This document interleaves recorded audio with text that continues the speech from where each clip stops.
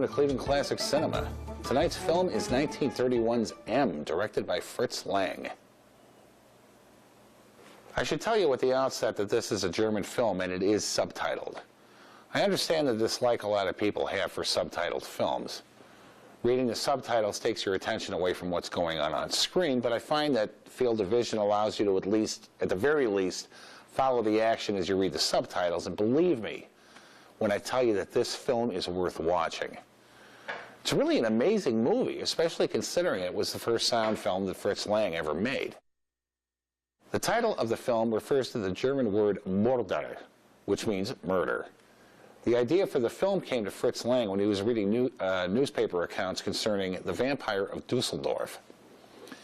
Between February and November in 1929, a series of sexual assaults and murders of increasing ferocity were committed in the German town of Dusseldorf, and the entire population was terrified. The police couldn't find the perpetrator, and even after arrests were made, the murders continued unabated. Finally, on May 24, 1930, a woman named Frau Curtin entered the Dusseldorf police station and informed them that the vampire was her husband, Peter, and that she had arranged to meet him outside St. Roch's Church at 3 o'clock that afternoon. At the appointed time, a dozen armed police swarmed the man standing outside the church and arrested him.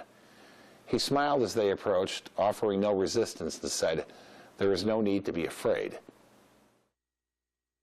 Peter Curtin was born in Cologne-Mulheim, Germany on May 26, 1883. He had 13 siblings and was raised in a filthy one-room apartment. His father was a violent alcoholic and raped his wife frequently, often in front of the children. The father was jailed for 3 years following the rape of his oldest daughter. Curtin's sadistic impulses were awakened by what he witnessed in his home. He later made friends with a local dog catcher who lived in the same house, a real degenerate sicko who taught him how to masturbate and torture dogs. Around the same time, Curtin drowned 2 schoolmates he was playing with, and from there moved into bestiality, finding great satisfaction by stabbing the sheep and goats he was having sex with while reaching a climax. At the age of 16, Curtin ran away from home and began committing a series of robberies, for which he served 27 prison sentences that took up the next 24 years of his life. His fantasies went wild while in prison, and he would deliberately commit minor offenses so he'd be thrown into solitary, which was the perfect place to concoct his strange dreams. After his last incarceration, he felt that it was time to get revenge on society for his suffering, and began murdering men, women, and children as the urge struck him. He strangled, stabbed, and used a hammer to murder his victims. And the fact that he used so many different methods and didn't kill a specific type of victim made him even harder to track down. After a time, however, he knew he'd be caught. It was inevitable since, for some unknown reason, he left one of his victims alive.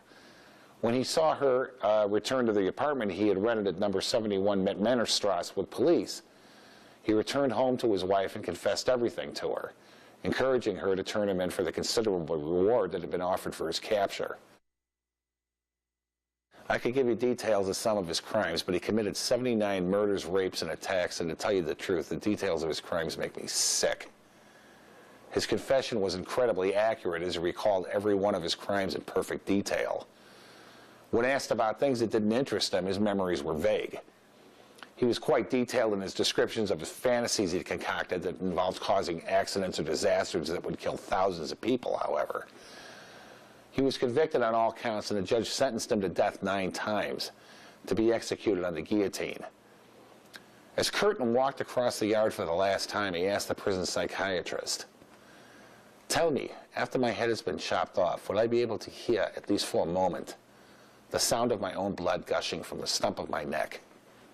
That would be the pleasure to end all pleasures."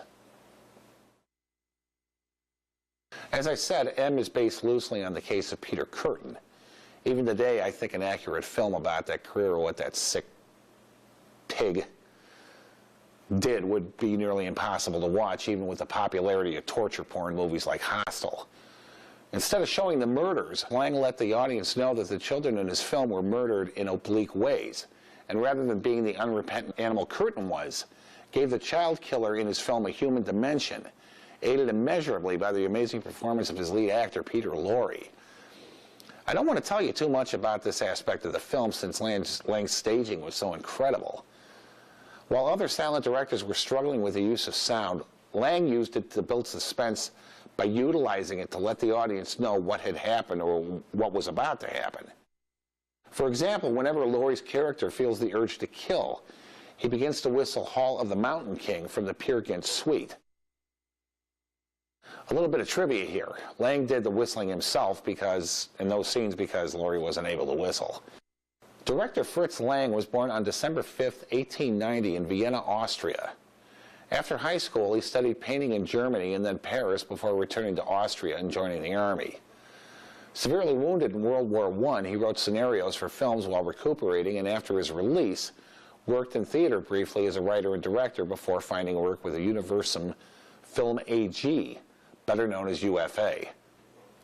He worked there with the famous silent film director F.W. Murnau and made some of his more famous German films, such as 1922's Dr. Möbius, Der Spieler, and Bildersicht, which is acknowledged far and wide as the first movie about a super criminal, and 1927's Metropolis, as well as tonight's film, M, which were either written or co-written by his then-wife, Thea von Harbu. When the Nazis rose to power in post-war Germany, Joseph Goebbels offered Lang the job of the head of the German Cinema Institute. Lang turned him down, and Leni Riefenstahl, director of 1938's Olympiad, took the job. Lang, seeing which way the wind was blowing, had been socking money away in France and fled to Germany with his wife, ending up in Paris. From there he came to the United States and went to work for MGM as director, producer, and writer. He had a reputation for being difficult to work with and being rather cruel to his actors, but his films were always compelling. He returned to Germany in the late 1950s, but soon returned to Los Angeles, where he died on August 2, 1976. Peter Lorre was born Laszlo Lowenstein on June 26, 1904 in Rosenhagi, Austria-Hungary. He appeared in 115 films during his long career, starting with an uncredited role in 1929's Die Verschwendende Frau. At the age of 17, he ran away from home and briefly studied under Sigmund Freud, in addition to working as a bank clerk, and after studying stage acting for a few years, made his debut in Zurich, Switzerland. Returning to Germany, he was cast in tonight's movie and became an established star. A German Jew, he fled Germany after allegedly being warned to by Joseph Goebbels himself. His first English-speaking role was as the leader of the assassins in 1934's The Man Who Knew Too Much, directed by Alfred Hitchcock. He didn't speak English at the time, which could have proved a problem during casting, but before his initial interview with Hitchcock, a mutual friend had tipped Lorre that Hitchcock liked to tell jokes, so whenever Lorre guessed that Hitch had said something funny, he laughed uproariously. This convinced Hitchcock that Lorre knew enough English to do the role, and he won the part. He's excellent in the role, which is truly amazing since he learned his lines phonetically. His next film was 1935's Mad Love, which he followed by playing Raskolnikov in 1935's Crime and Punishment. He worked steadily for the rest of his life and was a particular favorite to caricature in countless Warner Brothers cartoons, such as the Daffy Duck cartoon Birth of a Notion. Why did you hit me in the head with a bat, Leopold? God, I love that. He loved seeing himself parodied in the Warner cartoons and laughed uproariously whenever he saw one. His influence continues into modern times as John Kricfalusi, the creator of Ren and Stimpy, said that he based the character of Ren on Lorre. Despite his playing nefarious madmen in his career, Lorre had an excellent sense of humor. Vincent Price recalled that when he and Lorre attended Bela Lugosi's funeral and saw that Lugosi had been laid out in his Dracula cape, Lorre pulled him aside and whispered, "Do you think we should drive a stake through his heart just in case?" When Humphrey Bogart was hesitant to marry Lauren Bacall due to their age difference, Lorre convinced him to do it, telling Bogey, 5 good years are better than none. Ironically, his daughter, Catherine Lorre, was nearly kidnapped and murdered by Angelo Buono and Kenneth Bianchi, the Hillside Stranglers.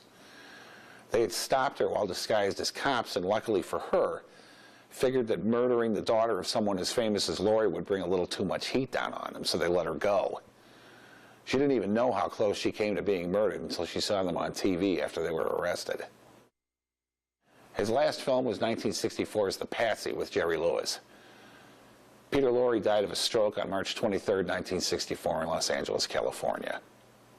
M is an amazing movie, full of innovative touches that will, unfortunately, probably be lost on modern viewers, much as the cinematic advances of Citizen Kane are.